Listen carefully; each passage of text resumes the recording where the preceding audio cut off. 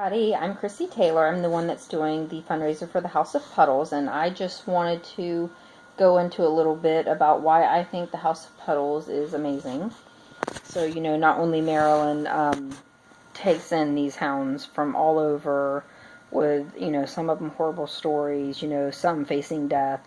But for me, I do a lot of rescue transporting. And the first time I'm at Maryland, I went to the House of Puddles, I think it was like December of 2015, maybe? Yeah, it was December 2015. I brought in Honey and Franklin, and just the opportunity to get to go to the House of Puddles and see what an amazing, just to have that many dogs and have it as clean and organized as she has it. And these dogs are healthy and they're happy, and so back in March of 2016, I saw that there was another transport going to the House of Puddles. I didn't really look at the dog. You just assume it was a basset. And on the way to pick up the dog, I realized that this is a treeing Walker Coonhound, and his name was Leroy. And I was the driver for his final leg. And so my friend was actually the leg ahead of me. So she was like, I wish I would have got both legs. And I said, well, why don't you just ride with me? So she was like, okay, so I'll pick him up and drive the first leg, and then my husband can drop me off to you, and I'll ride up there with you. So she came to the House of Puddles with me, Jennifer. So she had Leroy for that one leg, and then he got in the car with us, and I had my two daughters in the back seat, and I have a minivan, so we put Leroy in the back, and he barked for most of the way until at one point he walked all the way to the front of the van and laid his head in my stomach on my lap and just snuggled with me, and I was just like, oh no. It's you fall in love. I do get slightly attached to all of my transports, but sometimes, this one time it really hit me. If you have ever seen the pictures of Leroy whenever he first got there, it was a pretty severe situation. His owner in Florida had died, and nobody knew that he was left out on the property. It wasn't until the people that bought the house that moved in found him and took him to the shelter. He had every worm you can think of, heartworms, extremely emaciated, and they just couldn't find anybody to take him. And he was on the list for euthanasia, and there were some wonderful volunteers at Escambia shelter that knew how sweet he was, and they called around trying to find anywhere to take him, and they just kept getting a ton of no's, and it was looking bleak. And well, they got a hold of the House of Puddles, and Marilyn was a basset person, but she said yes. She opened her heart and her home and said yes to Leroy. So they had a foster pick him up, Blaine, and he stayed with the foster, and they got him on some weight gainers and, dewormed him and everything. However, he still needed to be neutered. He had heartworms, and while he was in the shelter, he got a severe case of happy tail. It had healed, pretty much, kind of. It would reopen every now and then. But, we got him to the House of Puddles, and even sitting there that day, talking to Marilyn and visiting with all the other dogs, he would sit in my lap and cuddle with me, and and at that time I had 3 beagles. I had 2 girls and a boy. Hi, Pippa. And, oh, thank you. There you go, sit with Mommy. And my 2 older girls, my 2 older beagles were sick. One had a terminally ill disease. She had GME, which is where her immune system attacks her brain. She was having seizures and other things, and they given her 3 months, 2 to 3 months to live, and we managed to keep her for almost 2 years. So after she was diagnosed. So we knew she was going downhill. That was Dixie. And what's funny is we knew that Leela, the older of the three, was getting down. She was showing some signs of illness. So I told Marilyn the day that we took Leroy to the House of Puddles that I couldn't do what he needed for me right then because he still had to go through heartworm treatment, and Leela and Dixie needed me, and it wouldn't be fair to put all that attention into them and leave Leroy, put attention into Leroy and leave them, needing things. So I told Marilyn that day, I said, I'm going to come back and get him.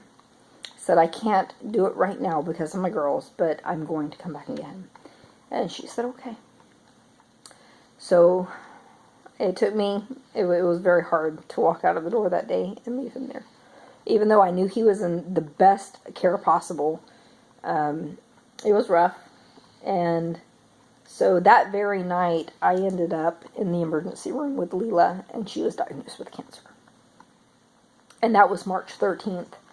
And we lost our Leela in May. So we had 2 months with her. And then we were trying to see how Dixie was going to do, and she was doing okay. She was getting weaker, and that was obvious. And then one day Marilyn messaged me, and she said, just a question. She goes, were you still planning on coming in and getting Leroy? And I said, absolutely. She was like, okay, just wondering, because, I was curious, because he jumps over the gate. She goes, my house is basset proof, not hound proof, like not Leroy proof. So he had chewed tethers. He had, he had a very strong desire to be with his people. So he would meet her at the door, even though she had put up every blockade you could possibly think of.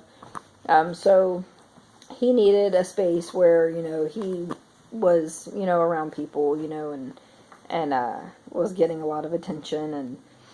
And so on July 23rd, me and my husband decided we were going to go and get him. So I drove up there while my husband stayed home with the kids, and me and my au pair drove up, and we picked up Leroy, and he had just got finished with his heartworm treatments, and we had to do one more test to make sure. So I did that a couple weeks later, and then whenever I took him in to get him neutered, I had them look at his tail, because he would wag his tail in our house. He would sling, blood everywhere. And the vet looked at it and said, honestly, there's no way this is going to heal properly ever. And they recommended amputation. So whenever Leroy got neutered, we docked his tail, and it's a cute little nub.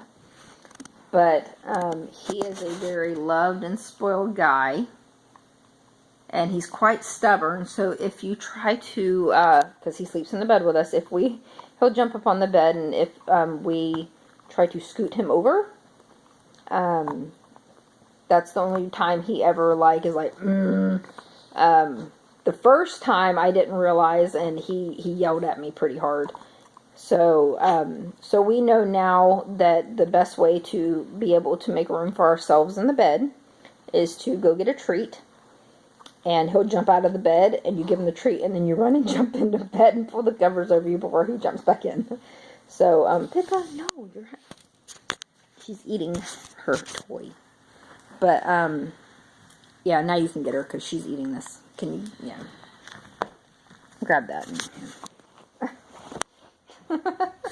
But, so all in all, that's my Leroy. He's sleeping. He's a lazy boy. Are you lazy? So, he's a good boy. He's a sweet boy. He takes so much from Pippa. She is the new puppy. Gets into everything, and it doesn't matter if he gets excited and he barks, she's got to come and bark and bite him and bite his ears and all that kind of stuff. But overall he's here because of the House of Puddles. And that is why House Puddles is very important to me. We got our Leroy from there. She saved his life, hands down. If it wasn't for them, there would be so many dogs that wouldn't be in the good care of her.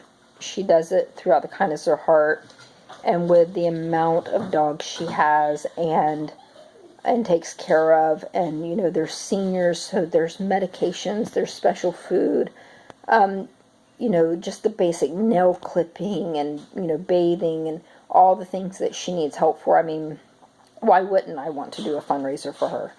So, you know, and to help out all her fosters, because she, you know, she doesn't have all of the dogs, you know, other people foster for her. So just the amazing work that they do, you know, consolidated. I mean, it takes a lot. So whatever I can do to help her, help them, I'll do. I really want to thank everybody for, you know, being a part of the fundraiser.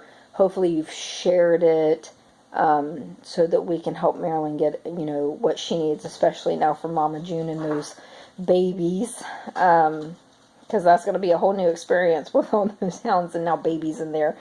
So it'll be a new exciting journey for Mama June and her babies. So if we can help get as much of the funds raised to get them on the right track, I would be greatly appreciated, because this is a rescue very near and dear to me. So I really would appreciate, you know, I'm not even in this for, you know, yes, I will get a little bit of commission from it, but not as much as it would a normal show. But that's not, I have no reason to do it for that. You know, this is, you know, House of Puddles is my family. So I wouldn't want to, I mean, why would I not? Yeah. So, but thank you for joining and watching, and I'll be putting on some other, hold on, puppy alert. Oh, Lord. Digging stuff out of puppies' mouths. What do you got? She ate it. Never mind. It was a sticker. But, and she made me lose my train of thought. So, basically, thank you. And,